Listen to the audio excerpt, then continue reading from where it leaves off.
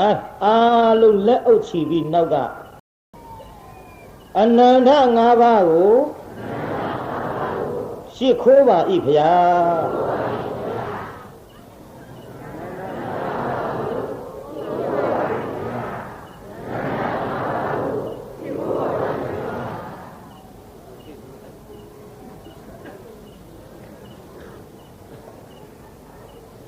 အနန္တ၅ပါးရှိခိုးပြီးတဲ့နောက်ဘုန်းကြီးတို့ဒီကနေ့1339ခုနှစ်နရောလဆန်း12ရက်နေ့ညအင်းစိန်မြို့ဘာရက်ကွက်ပါလို့အင်းစိန်မြို့ပိန်းနေကုန်းရက်ကွက်ဦးမဲကျောင်းတိုက်ဟုတ်ကဲ့ဦးမဲကျောင်းတိုက်အတွင်းမှာရှိနေတဲ့ပုံညမှုနိဇေရီတော်ကြီးပြီးမြောက်အောင်မြင်ရေးအတွက်တောင်းပန်လျှောက်ထားကြလို့ဒီကနေ့အစနေ့ဖြစ်ပါတယ်ဒီအစနေ့မှာအလုံးစုံတရားတော်မတွေအားဒီကနေ့ရှေ့ပိုင်းမှာဒါနကံဆိုင်ရာကိုဟောပြီးတော့ဝိပဿနာနဲ့ပတ်သက်လို့တော့ဇက်ကွက်ထဲမှာပဲဘုန်းကြီးဉာဏ်စဉ်တက်ပြီးပါမယ်ဒါနပြုတဲ့နေရာမှာတချို့ကလည်းဒီဒါနနဲ့ပတ်သက်ပြီးတော့ဟောအရင်တုန်းကပါပြိဿအတော်လေးဖောင်းနှွမ်းသွားပါပြီကြာသွားပါပြီဒါနပြုတန်တရားရှိတယ်တန်တရားရှိတယ်ဆိုတဲ့စကားလုံးတွေရေလဲနဲ့သုံးတော်လဲဘယ်သူမှလက်မခံလို့လှူတန်းနေကြတဲ့ဘုရားသားသမီးတော်အနေနဲ့အသုံးမပြုတာနဲ့ပျောက်ကွယ်သွားပါတချို့ကလည်းပုံညာပြီးကုံနာပဲရှိတယ်ကွာလူရဲဆိုတာကုံနာပဲကွာအဲ့ဒါလို့ဖြစ်တတ်ကြတယ်ပြီးတော့တစ်ခါပြောကြသေးတယ်ဒါနပြုတာဟာတန်တရားရှည်ပြန်တဲ့မရှိပါဘူးဒါနပေါ်တန်တရားရှည်တဲ့ပုံမှန်ကြီးကတမင်သက်သက်လာပြီးတော့အတက်လွဲနေခြင်းဖြစ်ပါတန်တရားရှည်တယ်ဆိုတဲ့ပုံမှန်ကဒါနပေါ်တက်ရမှာမဟုတ်ပါဘုန်းကြီးဥပမာပြောနားလည်ပါလိမ့်လက်သမားလုံးလို့ရလက်ကစားလုံးလို့ရအယောင်းဝင်နဲ့ရဘယ်လိုနည်းမျိုးနဲ့ရအဲ့ဒီရတဲ့ဝတ္ထုငွေ30ဆိုကြပါစို့အိတ်ထောင်နဲ့ထက်ဈေးရဲရှောက်သွားပြီးလိုက်ရင်တောက်တယ်ချိုတယ်မြတယ်ရှအဖွာလူတာတောက်တယ်ချိုတယ်စိတ်နဲ့အေးခေါက်ဆွဲစားတယ်စိတ်နဲ့ဤတယ်အဘားဆိုင်ဝင်ထိုင်တယ်မူးတယ်ငွေ30နဲ့ငွေ30နဲ့ငွေ30ကကျုပ်နဲ့ဘီလာရေတောက်ပါကျုပ်နဲ့ဖွာလူတာတောက်ပါကျုပ်နဲ့ခောက်ဆွဲစားပါကျုပ်နဲ့ဘားဆိုင်ထိုင်ပါလို့ရှာထားတဲ့စီးပွားရေးကြောင့်ရတဲ့ငွေ30ကမြန်ခိုင်းသလားပြုတ်ပြိဿကြီးပြောတယ်နော်ခင်ဗျားတို့အတန်ပြော့သွားရင်ကျုပ်ကမကြဘူးကြီးထင်းနေဟုတ်တယ်လူမမာသွားသတိရလူမမာသက်တာဖြစ်တော့ဘေးကသွားမေးတယ်မင်းယောဂအခြေအနေပဲနဲ့တို့နဲ့သက်တာရလားလူမမာကအတန်ကလေးနဲ့ပြောရှာကျုပ်တော့ဒီတောင်ကကြုံမထင်ပါအတန်လေးနဲ့ပြောတယ်ပြီးတော့မေးတဲ့လူကအာမရတရားပြန်ထွက်လာတယ်ဘေးလူကစီးမေးတယ်ဘယ်နဲ့တော့ဟဲ့လူမမာအခြေအနေငါလူရဲတဲ့လူမမာအခြေအနေကတော့အတန်ကလေးနဲ့ရှိတော့တာသိမကြဘူးမောင်ရကျုပ်ကဒါကြောင့်ခမည်းတော်အတန်ကလေးများပြော့သွားရင်မကြဘူးကြီးထင်းနေတာပိဋကကြီးကြာမလားကြာမှာပါလို့ပါဟုတ်ဘယ်လိုစီလဲထွက်သွားတာတော့ကြာမှာပါဘယ်အလောက်ကကြက်သိမ်းထားစရာကြီးဘယ်လည်းမကြဘူးရဲ့လို့တကယ်မျက်စိလည်းပြောက်တော့ပရိသတ်ကြီးကြာမှလားမကြာဘူးလားအဲ့ဒါလို့လှုပ်ဆန်းပါကြာမှာပါဒါကြောင့်အတန်ကလေးကြိုးစားထွက်ကြခင်ဗျားတို့ကအတန်ထွက်ခိုင်းတော့လေသိပ်ထူတာမဟုတ်ဘူးနှာကြိုးသုံးယောက်လို့တစ်ခါမေးလေဒီအတန်တစ်ခါမေးလေဒီအတန်မင်းလားဟိုနှာကြိုးသုံးယောက်ပဲရောက်တဲ့နှာကြိုးကအော်တယ်နှာကြိုးဆိုတော့နှာသံနဲ့ပဲညုံနဲ့ပဲညုံလို့ဆိုတယ် ပဲဝဲမဲ့နှာကျိုးကလှမ်းခေါ်လိုက်ပဲညုံတဲ့နာအောင်လို့ဆိုအင်းကြီးတို့ငါမမြောင်နဲ့ကျောင်းတော်မုံကကားနေလို့ခေါ်တာဘာပြောကောင်းလဲနှာကျိုးနှစ်ယောက်တတ်ကြနောက်တကြီးအိမ်ရောက်ထူးတကြီးကလည်းနှာပဲတကြီးကလှမ်းမေးလိုက်ဟာမနှုံးနာနဲ့နာနှုံးလို့ဆိုတဲ့ဥမဲ့ရိုးကြတယ်နောက်အမှုစစ်ကြီးတော့ဟဲ့နင်တို့ကနှာကျိုးဝင်ရအောင်ပြန်ရဟာလို့အကုန်ပြန်ထွက်ရထူးမှမထူးပဲနဲ့အမှုကနှာကျိုးမှုဘယ်သူမှဆုံးဖြတ်လို့မှမရပဲသုံးယောက်တလုံးကျိုးနေတာကိုဒါကြောင့်ခမည်းတော်အတန်ကလည်းတစ်ခါမေးလည်းမထူးတစ်ခါမေးလည်းမထူးဆိုနှာကျိုးသုံးယောက်လို့တော့မဖြစ်စီနဲ့ကဲဒါလေးသတိပေးပြီးတဲ့နောက်ပရိသတ်ကြီးအဲ့ဒီငွေ30ကကျုပ်နဲ့ဝယ်ပြီးတော့စားပါတောက်ပါလို့ခိုင်းရလားလို့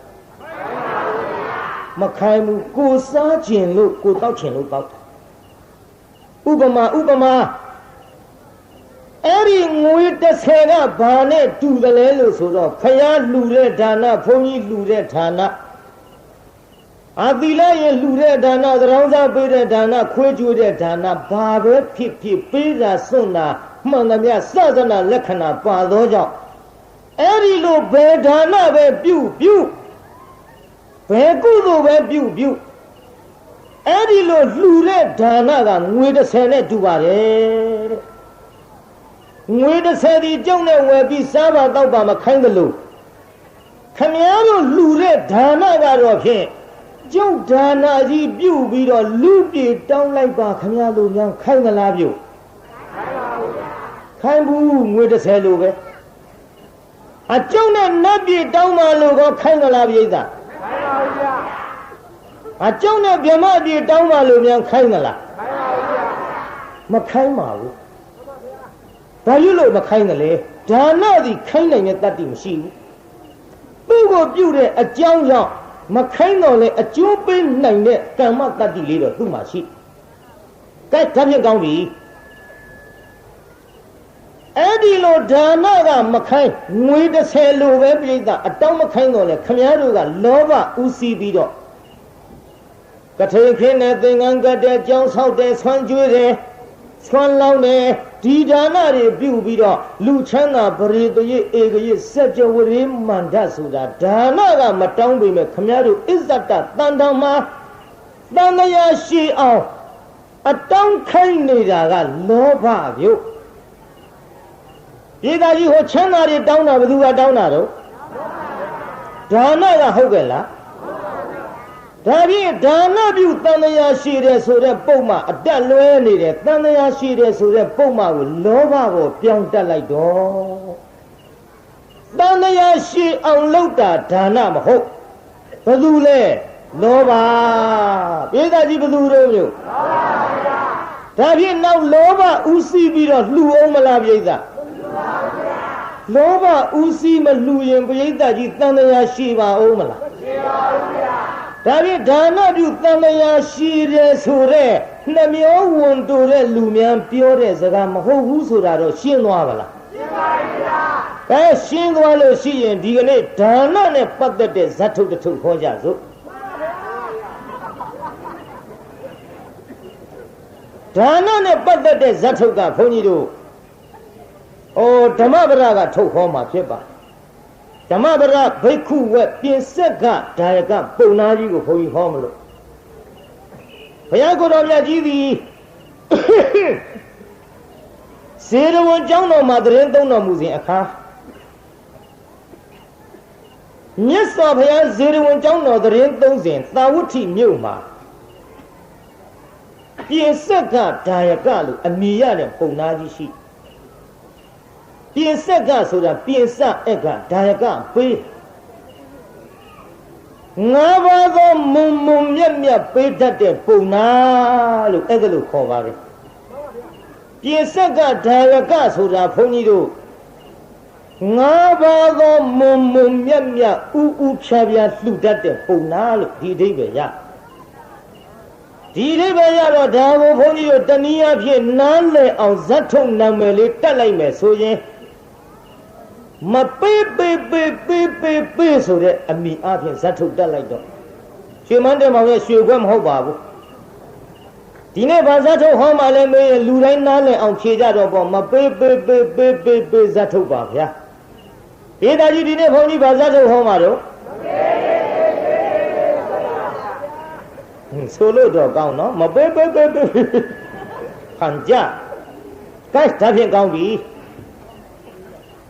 အဲ့ဒီသဝဋ္ဌိမြို့မှာနာမည်လေးပေးရမယ်ဆိုရင်ပုံနာကြီးကဥပေးခြင်းလို့ဒီလိုမှတ်တော့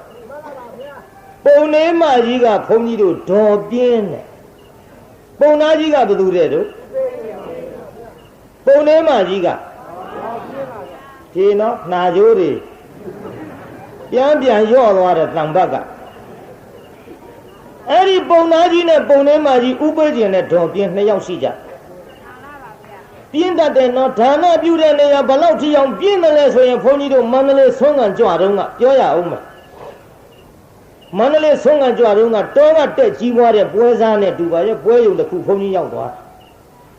တပိတ်ပိုက်လို့ကျွတ်တော့စာတင်သားတဖေးဇံမကန်ကြီးနဲ့ဆေးဘောလေးကြီးလက်ကျန်းညခဲလို့ဆုံးစလုံးကြီးကအငွေတစ်ထောင်းနဲ့ဘုန်းကြီးတို့ကလည်းတစုံရနဲတာမှတ်လို့ဒီလိုတစုံချင်းရှောက်စုရတာတနှက်စာအတွက်လွယ်တာမဟုတ်ဘူး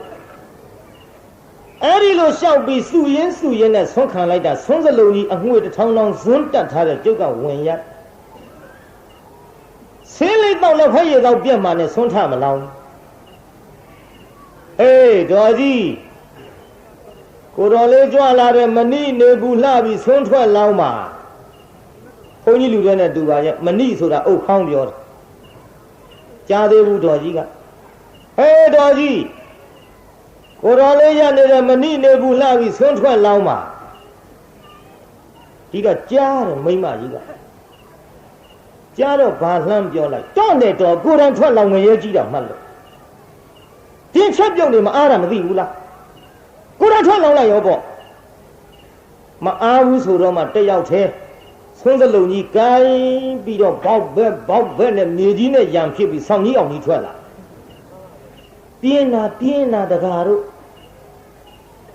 ကျုပ်နဲ့ရောက်တော့လေမန္တလေးဆိုတာကြွလာတဲ့တန်ဃာတွေတစုံချင်းမြတ်အောင်လောင်းရတာအဲ့ဒါလို့မလောင်းဘူးဗျာစလုံးကြီးစောင်းပြီးအကုန်လုံးချစ်ချုပ်တွန်ထက်ကျုပ်ကတော့ပြုံးတရားတရားရှိတာမရှိတာပါထားဒီဖိုးကြီး2ယောက်3ယောက်လောက်တွေ့ရင်ငါတပိတ်ပြေးတာဟာဒါကျွတ်တဲ့ဘက်ကတွေ့ခေးအဲ့ဒီလိုချစ်ချုပ်လောင်းနေတော့ဒကမာကြီးကလှမ်းပြောတယ်ဖိုးကြီးနောက်ကိုတော်တွေကြံသေးသနော်ကျုပ်လည်းအာနာတယ်နဲ့တူပါရဲ့ကြားသေးဘူးဖိုးကြီးနောက်ကိုတော်တွေကြံသေးသနော်နောက်သူကြားတော့ဘာပြောတော့လူပြင်းနေရဲ့စကားပေါ်မှတ်ချင်မှတ်ထားပေါ့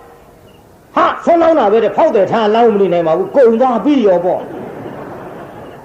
အကုန်လုံးလောင်းချပြင်းတာတကားတို့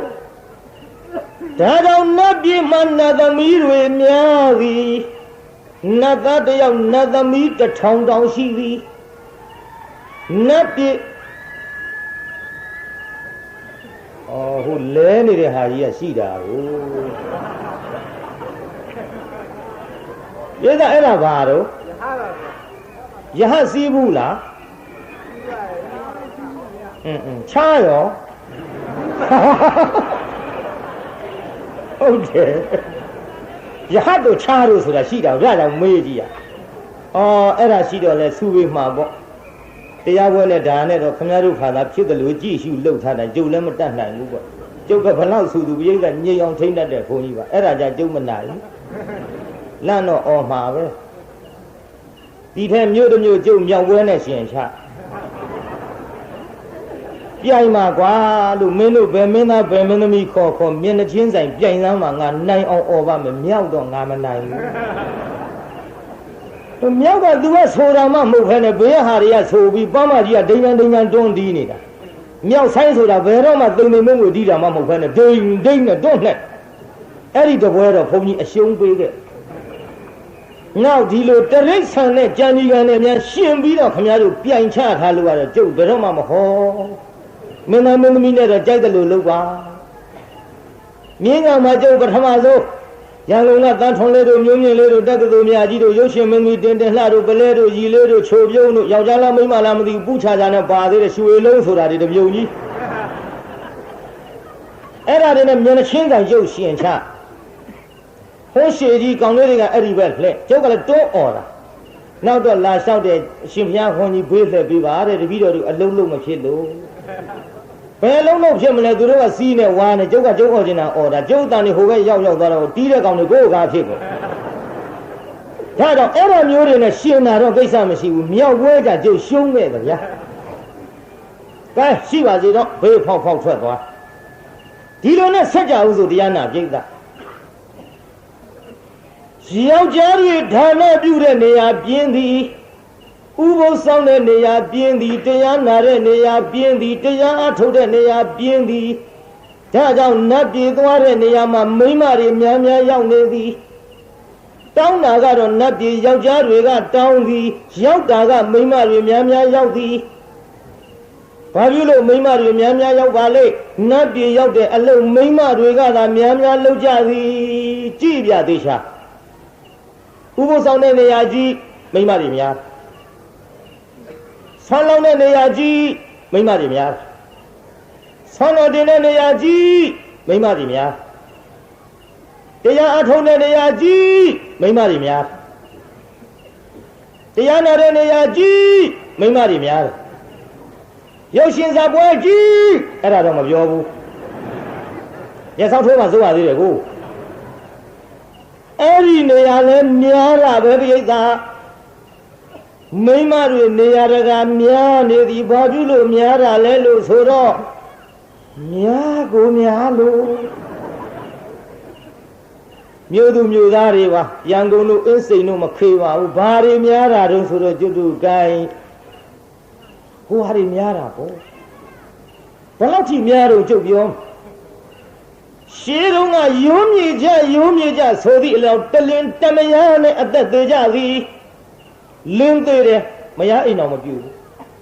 မယားသေးတယ်လင်းနောက်ထပ်အိမ်တော်မပြုဘူးငါသားသမီးတွေပထွေးနဲ့မိရွေးနဲ့ဒုက္ခဖြစ်ချီရဲ့တကယ်ရုံးမြေကြပါလားဗျအခုတော့သူတို့မြောက်ပေးတဲ့စကားလေးကရှိနေတယ်အိုးတဲ့ဒါကတော့တပင်လဲလို့တပင်ထူတာပဲလဲလို့ထူတာတင်လို့ယူတာအကြောင်းမဟုတ်ဘူးမလဲပဲနဲ့ဘွက်ပေါက်နေတာကျွတ်တူတိုင်းပြီဘာလို့ဒီလိုလဲခင်ဗျားတို့အသိဆုံးရထဲနေတာကျွတ်တော့ခင်ဗျားတို့တဝက်တောင်မသိဘူးမလဲပဲနဲ့တောင်ကျွတ်တို့တိုင်းပြီဘွက်ပေါက်နေပါသဖြင့်ဒီကာမေတုမိစ္ဆာစရာကံကြီးကြောင့်ယောက်ျားဖြစ်တဲ့လူနဲ့ပြီးတော့မိန်းမဖြစ်တဲ့လူတွေများကုန်လို့များကိုများတယ်ဆိုတာကြုတ်ပြောတဲ့ဟိုဘွက်ပေါက်တဲ့ဟာတွေများနေသည်ရှင်းရလားကြုတ်ပြောတာမရှင်းရလဲနားကိုကြုတ်တို့မိချစ်ဆန်နဲ့ဘာနဲ့မလုံနဲ့နဘွင့်ကြီးကြီးတန်မိုးနဲ့ကလော်ထုတ်တစ်ခုခုပိတ်နေလောက်ဟုတ်တယ်လေဒါလောက်ပြောလို့မှမရှင်းပိတ်နေလောက်ဒီထဲသူတို့ကပြောသေးတယ်မနတ်ပြည်တောင်းတော့ပေါ်ကွာတယ်နတ်သားတယောက်နတ်သမီး1000နဲ့1000မှန်းတောင်း1000မှန်းတောင်းလားမတောင်းနဲ့တကားတို့နတ်သားတယောက်နတ်သမီး1000ဆိုအဲ့ဒီနတ်သားတဲတာမယ်မဟုတ်ဟိုစဉ်းစားကြည့်ရတာကိုကွာ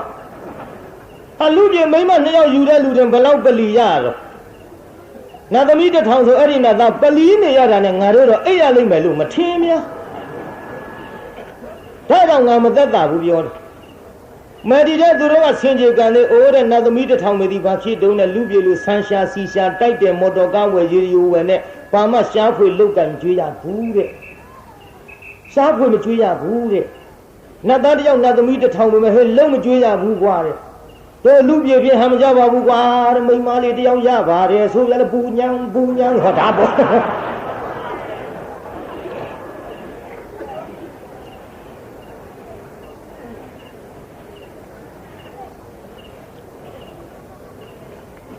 ဒါကြောင့်တရားနာပရိသတ်ရေနတ်ပြည်ရောက်တဲ့လို့မိန်းမတွေများများလို့တော့မိန်းမတွေကြီးရောက်သွားရင်ကျွတ်တို့ကဘုန်းကြီးရဟန်းမိမဲ့ယောက်ျားကဖြစ်တဲ့ဘုန်းကြီးဆိုတော့ကျုပ်တကာတွေကိုချင်းစာလို့တနာလို့ပြောနေတာမပြင်းညနဲ့ဗျနတ်ပြည်သွားမှတော့ကိုယ်တကာတွေနဲ့တကမတွေ2ယောက်စလုံးအတွဲလိုက်အတူတူပဲသွားစီချင်တာပေါ့တကာကြီးတွေဥကြံရဖြစ်နေမယ်ဆွန်းလောင်းတာငရဲမကြည့်ဘူးကိုယ်တိုင်လောင်းရကိုယ်တိုင်လုံး လို့တိုက်တွန်းပြီးတဲ့နောက်ကျွတ်တို့ဒီလက်ထက်တင်ပြင်းမလားလို့ဆိုတော့ဟောဖယားလက်ထက်ကပြင်းမုံလေးခုနှစ်ကဥပေးခြင်းနဲ့ဒေါ်ပြင်းကိုဆက်မလို့ပြုဥပေးခြင်းနဲ့ဒေါ်ပြင်းသည်ဒီကနေ့ထမင်းမောထမင်းစားရဥပေးခြင်းခေါ်တဲ့ပုံနာကြီးသည်လမ်းဘက်ကိုကြောပေးပြီးတော့အိမ်ဘက်ကိုမျက်နှာပြုစားပါနောက်တရားနာပိဋကဒေါ်ပြင်းကတော့လမ်းဘက်မျက်နှာပြုအိမ်ဘက်ကြောပေးစားပါဒီကကြီးမင်းရအောင်မဲ့လမ်းကတစုံတယောက်များလာရင်ဘယ်သူကမြင်မှာဒေါ်ပြင်းကမြင်မှာပေါ့သူကလမ်းဘက်လှည့်တာကိုဒီကနေ့ကျွတ်တို့သုံးလုံးကထိုထာသပင်မြတ်စွာဘုရားသခင်ကိုရောမြတ်ကြီးသည်မုံမုံမြတ်မြတ်၅ပါးကိုလှူတဲ့ပုံနာကြီးလင်မယားထံငါဘုရားကြွမှာပြင့်လိုက်မယ်ထင်တယ်ငါဘုရားကြွကသူတို့ဒီမတ်ဖို့ရမယ်ဥပနိဒေယရှိမရှိလို့ကြည်တော်မူလိုက်တဲ့အချိန်ခါမှာမတ်ဖို့ရမယ်ဥပနိဒေယမြင်တော်မူသဖြင့်ဘုရားကြွလာဒီပုံနာကြီးဥဖြားဖြားလှူပုံလေးကိုကိုင်းတရားနာပိဋကကြီးနောက်ကလိုက်ပြီးတော့ဆိုစမ်းလက်ချိုးပြီးတော့ကောက်ရိပ်သိမ့်တဲ့အခါမှာကောက်ရိပ်ဥလှူသည်တလင်းနေသောအခါမှာတလင်းဥလှူသည်တလင်းတွင်ဗန္ဒာပြုသောအခါမှာဗန္ဒာဥလှူသည်ထမင်းအိုချက်သောအခါမှာထမင်းအိုဥလှူသည်ထမင်းခူသောအခါမှာထမင်းခွက်အဥလှူသည်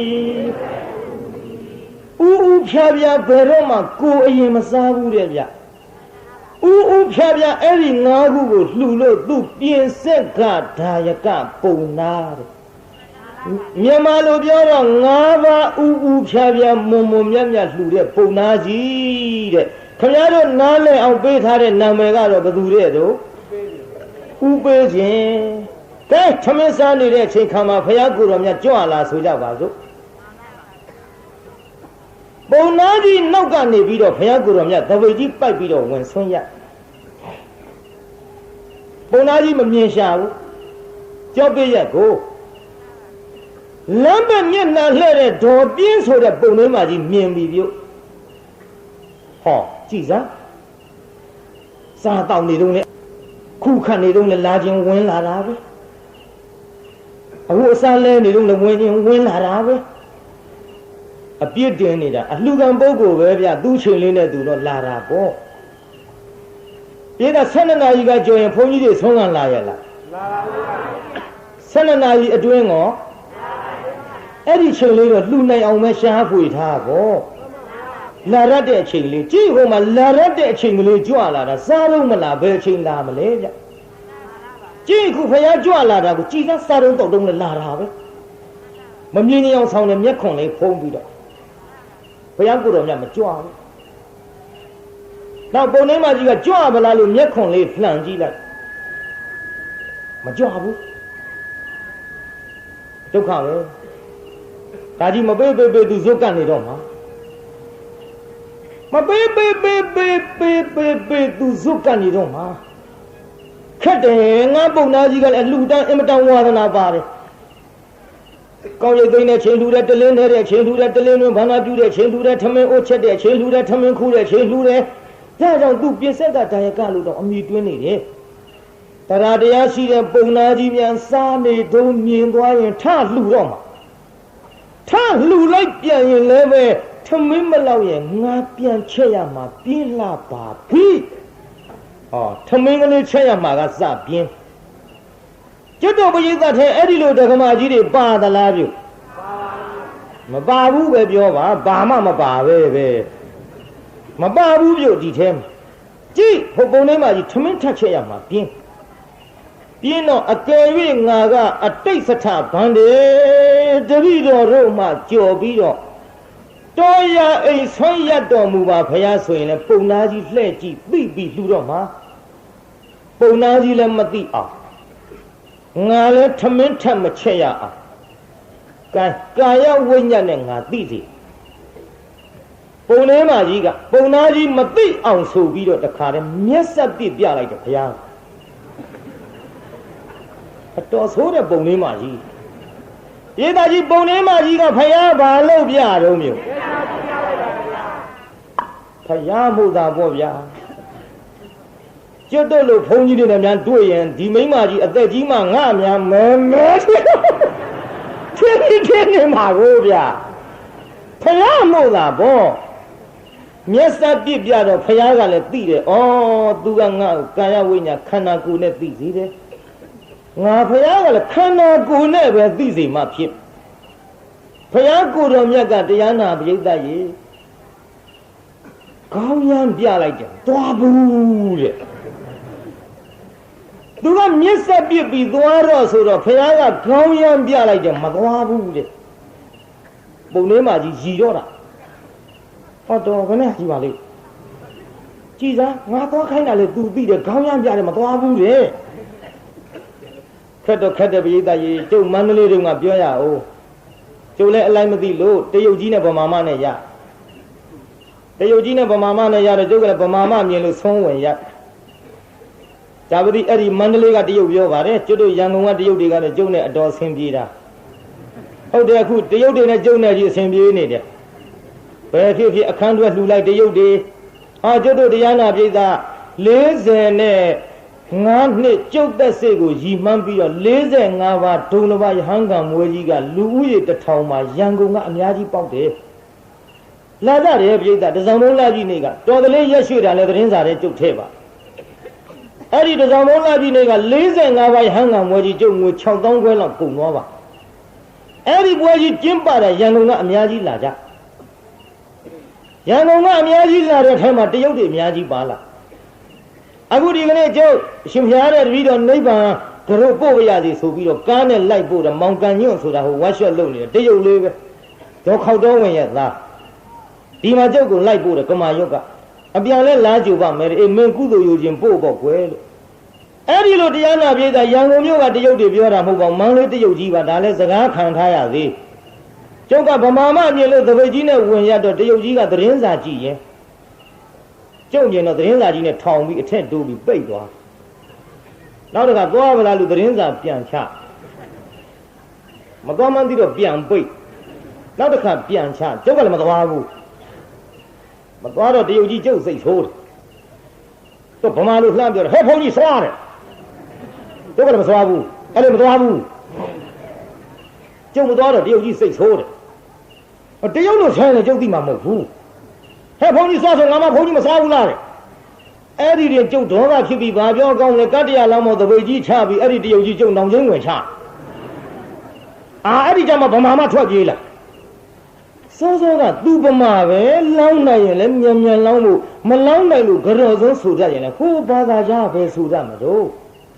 သူ့တရားနာပြေးတာကြော်စုံဆိုလိုက်လေသူ့တရုတ်ကြီးကျုပ်လည်းဒီလိုမခံရပြီဘူးပေါ့အခုတော့ကျုပ်ငါမဘုန်းကြီးဆွားလို့ဆိုတော့လက်သီးနဲ့ဝင်ထိုးတော့မှဟောထွက်လာတယ်ဗျာခင်ဗျားတို့ပြောကြပါတယ်ဗါတဲ့မရထီတော့တကားတို့ဘာကြည့်ဓာကြည့်အေးကွာမရထီတော့ဓာကြည့်တယ်လင်းထီတော့လည်းမိန်းမတွေကြည့်စရာတစ်ခုခုတော့ရှိလိမ့်မယ်ကွာအဲ့ဒါကြောင့်ဒီဗမာမထွက်ပြေးလာတာရှင်မယားတိခမဖျားဘာသာချင်းမတူလို့ပါဗျာတိခမဖျားမသိလို့ပါဗျာနဲ့ရှင်မယားတပည့်ကြီးအမြင်မတော်ပါဘူးဖျားနဲ့မဲကျုပ်တပည့်ကြီးကတ္တရာလမ်းပေါ်ကသွားကောက်ပြီးတပည့်ချီလေးနဲ့တင်းဆွေးနေလောင်ပြီးတော့ဒီကနေ့ကစပြီးရှင်ဘုရားထိုင်ကိုယ်တော်ဖြစ်နေစဉ်ကြွပါဗျာမဆိုးလို့ဘူးတရုတ်ကြီးနဲ့ကျုံတယ်လည်းနောက်အရင်အဆင်ပြေသွားတယ်ပြိဿဒါကြောင့်တရားနာပြိဿရေသွားဆိုတဲ့ကိစ္စမသွားလို့ရှိရင်ရည်ရင်လဲရည်ချင်းစိတ်ရင်လဲဆိုးဖို့ပြိဿဟိုမှာဖယားဆိုတော့လည်းစိတ်မဆိုးဘူးပြိဿအတော်ဇွဲကောင်းတဲ့ဟာကြီးဆိုပြီးပုံလေးမှကြီးခွက်ထိုးခွက်လာရည်ရောပြုရည်တော့ပုံသားကြီးမလုံဘူးငါထိုင်တာအဆင်မပြေလို့လားရည်တော့သူမလုံဘူးပေါ့ပြင်းထိုင်မယ်ဒီဟိုကရည်တော့မယ်အောက်ကဟာလည်းမဟုတ်ဘူးဘာပါလိမ့်နဲ့သူနှခမ်းမြန်ထမင်းလုံးလေးကတ်နေလို့လားနှခမ်းတရက်ပြီးတော့ပြန်စားရည်တော့မယ်တန်တော့ပုံထဲမှာရည်တာထူးတယ်ငါခေါင်းပေါ်တဲ့သူကြည့်ရည်နေတာမဟုတ် ငါခေါင်းအထက်2000-3000မြင့်နောက်ဘုရားကိုယ်တော်မြတ်ကြီးကလည်းတရားနာပြေးတာရောင်ကြီးတော်6သွဲအယောင်တွေလွှတ်လိုက်တော့အဲ့ဒီအယောင်နဲ့သူ့မျက်စိနဲ့အတိုးပုံထဲမှာကြီးခေါင်းပေါ်2000-3000ကြော်ကြည့်တာကိုသိကျင်လို့နောက်အလှည့်လိုက်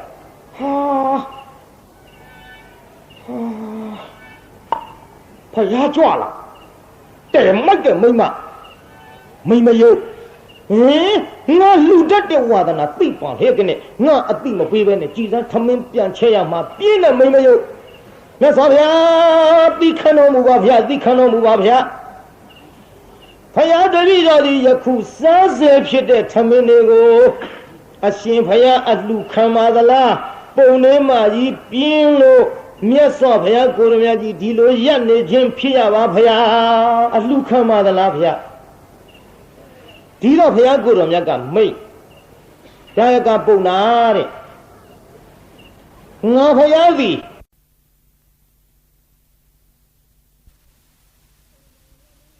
ပိဏံလဝေထပရဒဋ္ဌင်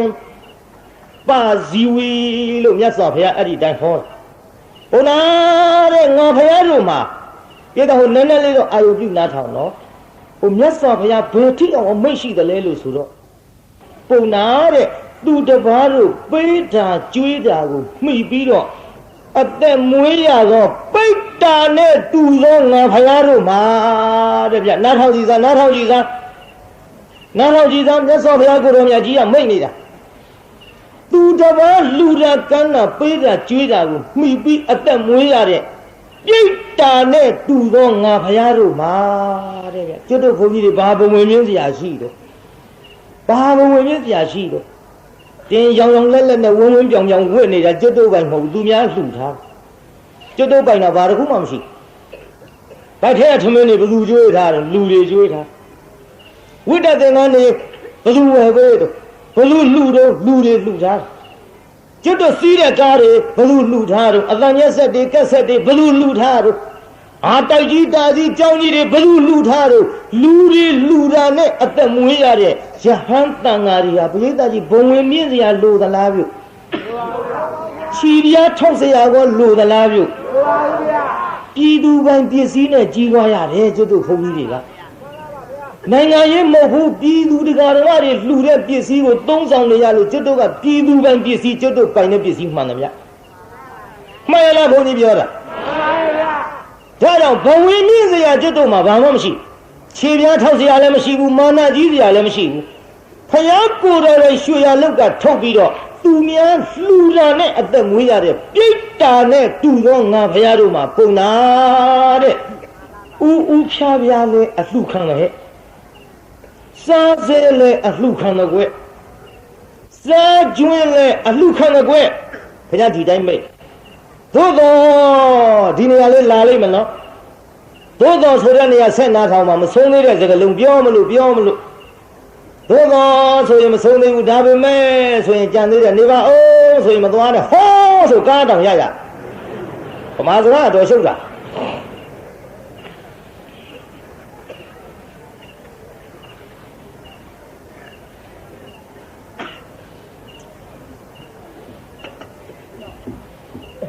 စာဥကိုဘုန်းကြီးပြောမယ်တရားဓမ္မတွေမှတ်ထားကြ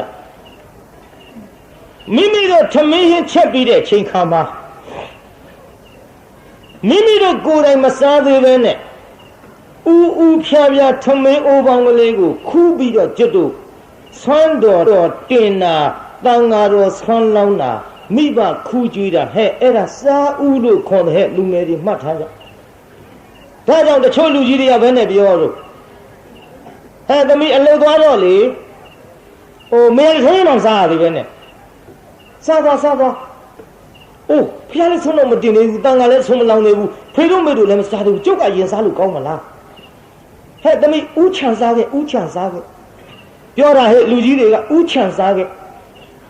သမီးတဲ့အပေါ်ပိုင်းကဥဖြားဖြားလေးကိုခုခတ်ခြံပြီးတော့မှငါသမီးစားသွားရတယ်တဲ့အဲ့ဒါဥချံစားခဲ့အခုတော့စကားကပြောင်းသွားတယ်ဥချစားကြဆိုတဲ့အတိုင်းဥဖြားဖြားကြီးကုန်ချချိတ်ကုန်တော့တာပဲပြုစကားပြောင်းတော့သူတို့လည်းပြောင်းကုန်ရောမိဘတို့လည်းဘာမှမတွေ့ဘူး မေရတဲ့အသားဝါလိုက်မှမဟုတ်လို့တဲ့အသားကိုသမီးစားလိုက်တဲ့ပြော့ပြော့နေအခောက်ကလေးအစီလေးတော့ကြံပါရဲ့ကောင်းတယ်ဥဖြားဖြားကြီးသူတို့ကကြိတ်လဲကုန်ပြီထားတော့ဟဲ့ငန်းကြီးများနှမများမိတို့ကအလုတ်သွားစရာရှိတယ်ဆိုရင်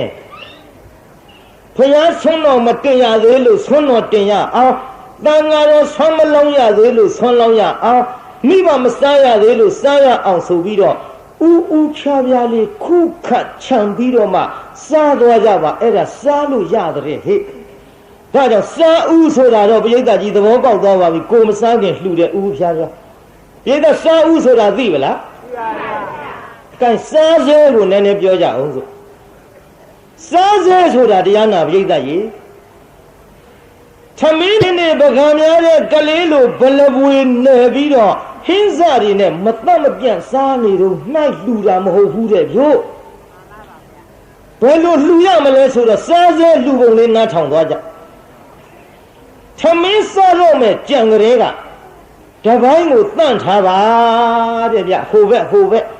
မိဘက်ကသမင်းကိုစားမဲ့ကြရင်ဟိုဘက်တပိုင်းကိုတန့်ထားလိုက်အကယ်၍များငါသမင်းစားနေတုန်းအလှကံပုဂ္ဂိုလ်ကြွရင်လှူနိုင်အောင်လို့တမင်သက်တန့်ထားအဲ့ဒီလိုတန့်ထားလို့ကိုကဟင်းစားဟင်းနာဒီဘက်သာရှိတယ်ဟိုဘက်တန့်ပြတ်တပိုင်းတန့်ထားသဖြင့်သမင်းစားနေတဲ့ချိန်ခါမှာတန်ဃာတော်ကြွလာရင်တန့်ပြတ်ထားတဲ့ဟိုဘက်တပိုင်းကိုလက်ဆေးပြီးတော့ဟောတယ်လို့ပကံများလေးစောင်းပြီးတရက်လှူလိုက်ပါလှူလို့ရတယ်သဘောပေါက်ကြလားအဲ့ဒါစားစဲသိပလားပြိဿကြီးသိပါရဲ့ကလေးတွေလိုဘယ်လိုဝင်နေထားတာတွေကိုအဲ့ဒါကြီးတွေထဲလှူတာမဟုတ်ဘူးအဲ့ဒါမျိုးတော့တို့ဘုန်းကြီးတွေလည်းမစားဘူးစားစဲလှူပုံလေးပြောတာတန့်ပြတ်များနဲ့ဗျစားကလေးကစားနေတော့လှူနိုင်အောင်တမင်သက်တန့်ထားတဲ့စားစဲသဘောပေါက်ပလားပြိဿသဘောပေါက်ပါဗျာကစားကျွင်းကိုပြောကြအောင်ဆိုစားကျွင်းဆိုတာပကံများတဲ့သမင်းတွေစားပြီးတော့တလုံးတဆုပ်ကလေးကိုကြမ်းနေတာမကုံမအဲ့ဒါဖုံးကြီးလှူတာပြောတာမဟုတ်ဘူးနော်စားကျွင်းသမင်းအိုးတဲ့သမင်းခူးကလေးကဟင်းအိုးတဲ့ဟင်းခက်ကလေးကဟင်းအိုးတဲ့ခတ်တဲ့ဇွန်းနဲ့သမင်းခူးသမင်းအိုးခူးတဲ့ရောင်းမနဲ့ငပိကျော်ဒဲအိုးတဲ့မကော်ဘူးဒီလိုပြုတ်တန့်ပြတ်ငါတို့မိသားစုတအိမ်လုံးစားပြီးတောင်မှတန်ဃာတော်များသပိတ်ပိုက်ပြီးကြွလာရင်တန့်ပြတ်လှူနိုင်အောင်လို့တမင်သက်တန့်ရှင်းချွင်းချန်ထားတာကိုအဲ့ဒါစားကျွင်းလှူတယ်တဲ့ဗျတအိမ်လုံးစားပြီးတော့လည်းလှူနိုင်ပါတဲ့ဗျာသဘောပေါက်ရလားပြိဿကြီးသဘောပေါက်ပါရဲ့ဗျာဒါဖြင့်စားဥတို့စားစဲတို့စားကျွင်းတို့သိပါလားသိပါပါဗျာတချို့ကဗျာမတောက်တစ်ခေါက်ကျွတ်တို့စိတ်ဆင်းရအောင်ဟိုစကားကြီးကပေါ်လာသေးတယ်မကောင်းကြောင်းပို့တယ်မလုံးပါနဲ့ဗျာမကောင်းတာကြီးမှတော့မပို့ပါနဲ့ဝက်သားကြက်သားဘဲပေါင်းစိတ်ကင်လေးဆိုတော်သေးအခုတော့မကောင်းကြောင်းပို့တယ်အဲ့ဒီစကားကြီးဘယ်သူမှစပြောမှမသိစပြောတဲ့လူလည်းမရှိပါဘူးအခုတော့မြစ်ထဲမျောသွားတော့ပါပြီတော့ဒါကြောင့်တရားနာပြိဿစားဥစားစဲစားကျွင်းငါဖယားစီဒီလိုအလှခံတဲ့ကွဲ့လို့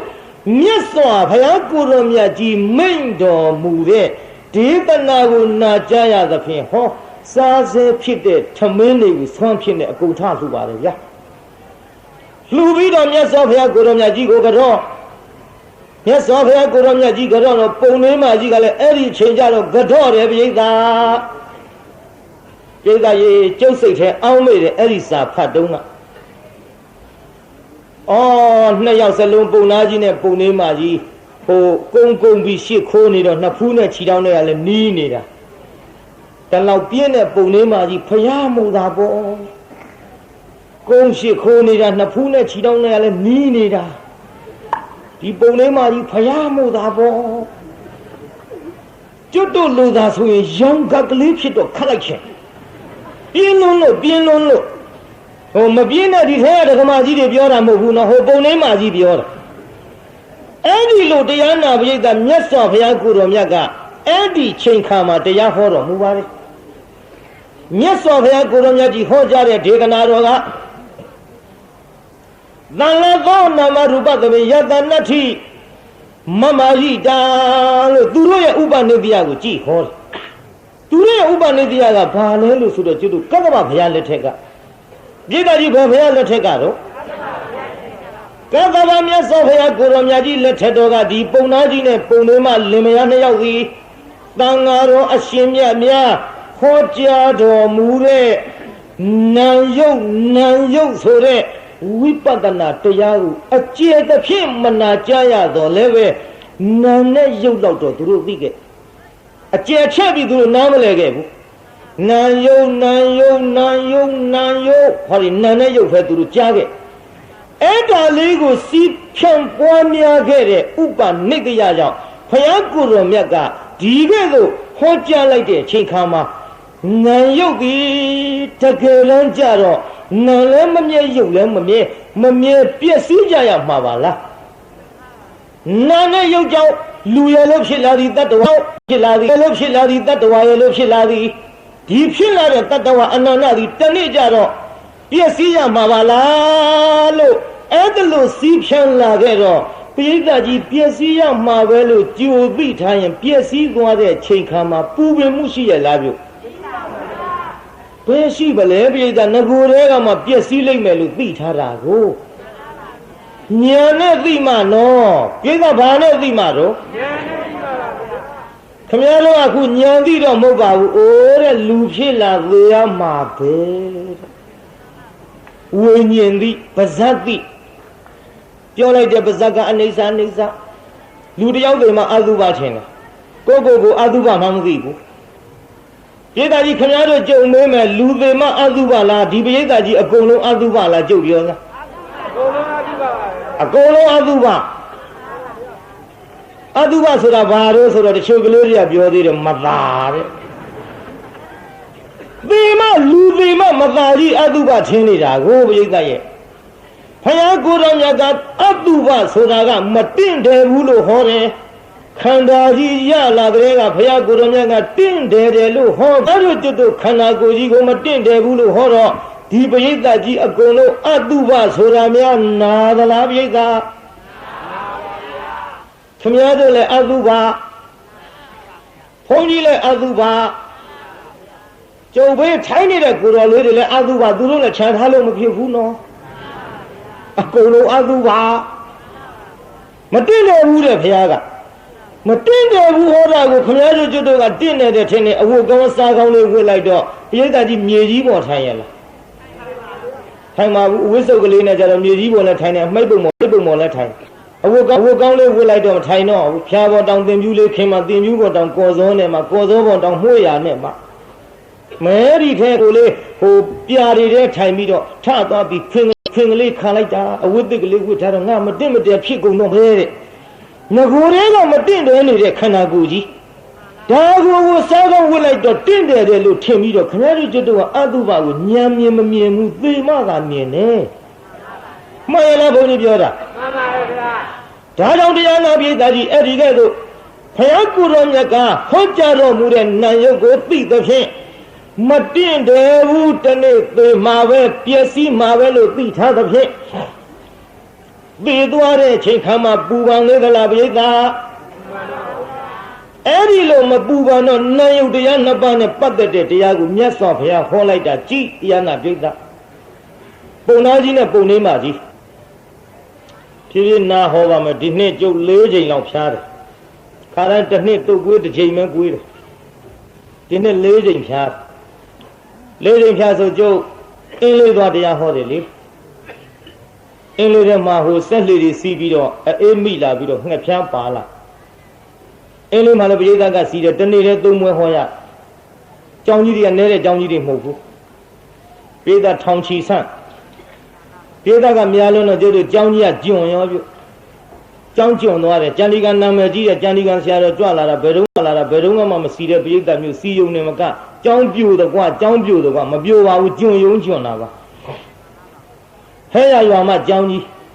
နောက်ရွှေကျောင်းအထက်ထအောက်ထပြည့်ကျုပ်အောက်ဆင်းကလေးကသိတယ်ဒီကျောင်းတော့ကျွံမှာမြေမာပေါ်ဆောက်တာမဟုတ်ဘူးရေထဲဆောက်တဲ့ကျောင်းကြီးတော့ပြည့်ဆိုအဲ့ဒီကျုပ်လန့်သွားတယ် တရားဟောတဲ့ဘုန်းကြီးမလိမ္မာဘူးဘယ်နေရာဝင်ရထိုးမှောက်ရမလဲလို့နေရာလျှောက်ရှာကျုပ်ထိုင်တဲ့ပလင်ကအမြင့်ဆုံးတကယ်လို့ပြိုရင်ထီချင်းထီကျုပ်ရင်ထီမှာကျုပ်ကအမြင့်ကြီးကိုအဲ့ဒီတင်တရားနာပိဋကပထမတစ်ချိန်တော့ကိစ္စမရှိဘူးနောက်တစ်ချိန်ကြောင်းကြီးအောက်ကရက်မကြီးခါမန်းကြီးတန်နေကျွတ်ပြီးအဲ့သွားတော့အောက်ကပိဋကကဝုန်းကလေးတအားထားပြီးအပြေးလိုက်ကြောင်းကြီးတုံတယ်ဝုန်းနဲ့ကြောင်းကြီးတုံသွားဘာမှမဟုတ်ဘူးပိဋကတံမခံနိုင်တာကျုပ်လည်းပိဋကကိုမနေထင်းယူပါဒီတိုင်းထင်းလို့တော့မရဘူးဟောမင်းမတွေပေါင်းထားတာတို့ထိုင်အောင်မလေးလီရင်ညာနှိမ့်နှိမ့်လေးပြန်တာခမရတို့မို့ကြောက်တယ်ကျုပ်ကြောက်ဖို့လည်းထားပါဦးလေးမြန်နှိမ့်နှိမ့်လေးပြန်နေဆိုတော့ကျုပ်ဒီကထိန်ခင်းကြွလာတဲ့တန်ခါအသား80ကဗရင်းမောက်ကနေထွက်ပြီးမော့ကြည့်တာလင်းပြန်ကိုအဟုတ်မှလို့ဒီဖုန်းကြီးပြိယဆင်တာတော့မသိဘူးအဲ့ဒါနဲ့ပိဋကညင်သွား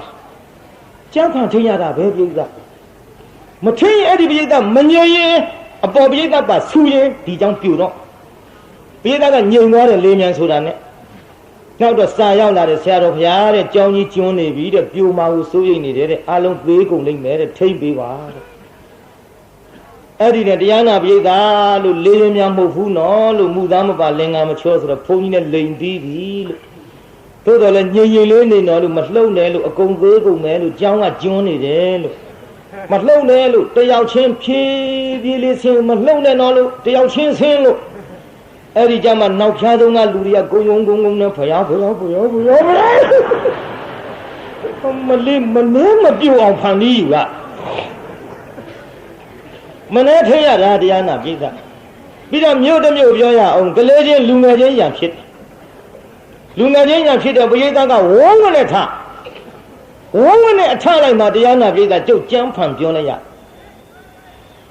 ဟောပိဋကထိုင်လို့ဘာမှမဟုတ်ဘူးလို့ဟိုမှာဖိုးကြီးတယောက်မမြင်မကန်းနဲ့မျက်စိမုံနဲ့သေးချောင်းမွေမှတ်လို့ခုန်တာဆိုအကုန်ထိုင်ကုန်အမှန်တော့ရဖြစ်တာပဲမနဲ့ကြမှာပလိတ်တွေကလာလျှောက်တဲ့ရဲတွေကညကဘုရားတဲ့လက်မောင်းထိသွားတယ်တဲ့ဓာတ်နဲ့ပြစ်တာဟောအဲ့ဒီကိစ္စတိုင်မထင်းလို့ရိုးဆိုရင်ပြေးကြလွှားကြတက်နေတာနဲ့သေပေဘူးလားလို့ဒါကြောင့်တရားနာပိဋကငြိမ်ငြိမ်စိမ့်စိမ့်ရန်ကုန်မြို့ကြီးပေါ်မှာကြက်ပြန်မကြစီကားလှတဲ့တရားနာပိဋကကြီးဟာကျုပ်ပါဇက်တစ်ပေါက်ထဲနဲ့ထိရတာဟာမလွယ်ကူပါသဖြင့်ယခုလိုငြိမ်နေတာကိုပဲများစွာကျေးဇူးတင်မိပါတယ်ကဲရှေ့ဆက်ကြအောင်စို့ဗျာဉာဏ်ရှင်တက်မလို့ပြုအာယုပြုကြဘုရားကိုယ်တော်မြတ်ကြီးဟောကြားနေတော်မူတဲ့အခိုက်အတန့်မှာအတိတ်ပြောင်းမလှည့်ဘူးအနာဂတ်ကိုလည်းမမျောအတိတ်ဆိုတာလွန်ခဲ့တယ်အနာဂတ်ဆိုတာနောင်မှတွေ့ရပြစ္ဆုတ်ပံပေါ်မှာတဲ့တဲ့ထိုင်ပြီးတော့ပြစ္ဆုတ်ပံဆိုတာအပြက်သိမ့်မြန်တော့အဘိညာဉ်မရှိတော့မလိုက်နိုင်ကြဘူးနော်မျက်စိသွားကြည့်မျက်စိဖွင့်ကြည့်ဟာရေတွေဟာပြန်မဲ့ဖွင့်ကြည့်ဟာရေတွေဟာဒီရေပဲလို့ထင်ပေမဲ့လို့မဟုတ်ဘူးဗျအရင်ရေပြောင်းနောက်ရေရောက်ရင်ရေပြောင်းနောက်ရေရောက်ပျောက်ရောက်ကြုံပြောတာကြာသေးဗျကလတ်တုံးကလတ်ခဲလေးတွေဆက်နေတာကိုအဲ့ဒါတန်တတိဖြစ်နေတော့ခမည်းတော်ကျွတ်တို့ကဒီရေပဲလို့ထင်ကြပေမဲ့လို့အရင်ရေပြောင်းနောက်ရေရောက်အပြက်ကမြန်တော့မမိနိုင်ဘူးပေါ့ဘယ်ညမရှိတဲ့ပုဂ္ဂိုလ်တွေမှာအဲ့ဒါကြောင့်မို့လို့ပြစ္ဆုတ်ပံဆက်ကြည့်နိုင်တဲ့ပုဂ္ဂိုလ်ဒီနိဗ္ဗာန်ရကိုအမတန်လွယ်ကူပါရဲ့။ကိုင်နားထောင်ကြည့်ပြုတ်အတိတ်ကိုပြောင်းမလဲအနာဂတ်ကိုမမျောပြစ္ဆုတ်ပံပေါ်မှာတဲ့တဲ့ထိုင်ပြီးတော့တိမှုမကသင်္ခါရတရားတွေကိုရှုလိုက်တာသဘာဝသစ္စာကိုအတိကလေးစိတ်မိလာတော့ကလျာဏဘုထုရင်နဲ့ဗျအကြောင်းနဲ့မြင်စုလသောတာပန်လက္ခဏာအစအဆုံးနဲ့အတိကလေးစိတ်ပြီးတော့ကမှကြာစေယုံနာကလေးပေါ်မှာလက္ခဏာသဘောလေးတွေမြင်လာပြန်သမ္မသနာခေါ်တဲ့ညာလက်ချိုးထားစားမျိုးတစ်ချောင်းကြည်ရင်အကြည့်မခံသဘာဝကဖြစ်ပြလျင်မြောင်းဟာယုံနံပြီးဥဒယဘယခေါ်တဲ့ညာဘယ်နှချောင်းလုံးမျိုးကြည်ရတော့ယုံနံကဖြစ်ပြမြောင်းတိညာကမယောင်လိုက်နိုင်အဘိညာဉ်မရှိလို့မယောင်မလိုက်နိုင်တော့ဖြစ်တာတွေပျောက်ပြီးတော့ပြတ်တာတစ်ခုတည်းသဘာဝပေါ်ရောက်လာတော့ဘင်္ဂ ညာဘယ်နှချောင်းလုံးညို့လောကကြီးတစ်ခုလုံးပင်လယ်လေးရေစုံနဲ့ခတ်တော့ဇွန်းတွေကတွေငန်းငန်းပြီးတော့ပင်လယ်တစ်ပြေလုံးရှိတဲ့ရေတွေထို့အတူငန်းတယ်လို့သိပြီးတဲ့ခဲ့တော့ဗဟိတယုံနံတွေကပါအစ္ဆဒယုံနံကခြေလို့ပင်လယ်ရေဇွန်းတွေကငန်းတယ်လို့တဲ့ဗျအစ္ဆဒဟာယုံနံအပြက်ကိုမြင်လိုက်တော့ဗဟိတယုံနံအပြက်တွေကိုပါမြင်တော့လေဒီမှာပရိသတ်အာကိုခြင်းတရားလည်းမရှိဒီယုံနံပြုပြင်းရပါပဲဒီယုံနံရဲ့ဒါတဲ့ကျွတ်တို့လေဒီစတော်ကြီးကငါတလုံးနဲ့သုံးနဲ့ကျဲသုံးလွဲမြုံလိုက်ဘုံတကိုက်တဝက်ကဲဆူညာမြူလောက်ကမှမချမ်းပူလျံကတောင်ကြီးအမြဲနဲ့တစေမဆဲငဲချွေတော့အပယ်မီကအပြီးကုန်စင်ဘုံတခွင်လေးတွင်လောင်မြဲပြောင်နဲ့တိုက်ပါပြီအမိုက်ကဲဝတ်နွယ်ကမ္မဝတ်ကိလေသာဝဝိပါကဝတောင်းနိုင်ရဲ့လို့ရတွေ့အောင်မတဲ့ပြုတ်အမိုက်ကဲဝတ်နွယ်ဖြစ်မစဲငါးဒွါရအာယုပြုလိုက်တော့လေဟောအခုတရားနာရင်မျက်စိနာလျာကိုအဖြစ်မစဲအတိအာယုကလေးတွေနဲ့လဲပြီးတော့ကမှဒါတော့ငါကျွဲတကယ်မလို့သူကသာမောက်တော့တယ်နောက်ကဖမလာလဲအခါခုရင်တစ်ခုကဝင်ကြလေအခုလိုပဲတဲ့ဘရဝါတကောင်လေးနဲ့မိုးခြင်းမဲနဲ့အိုမနာခြင်းမဲနဲ့နာမသေးခြင်းမဲနဲ့သေပြီးတော့အခါခုတွင်တစ်ခုကဝင်ကြဟာလေသင်္ခတရိယုံနာရဲ့လို့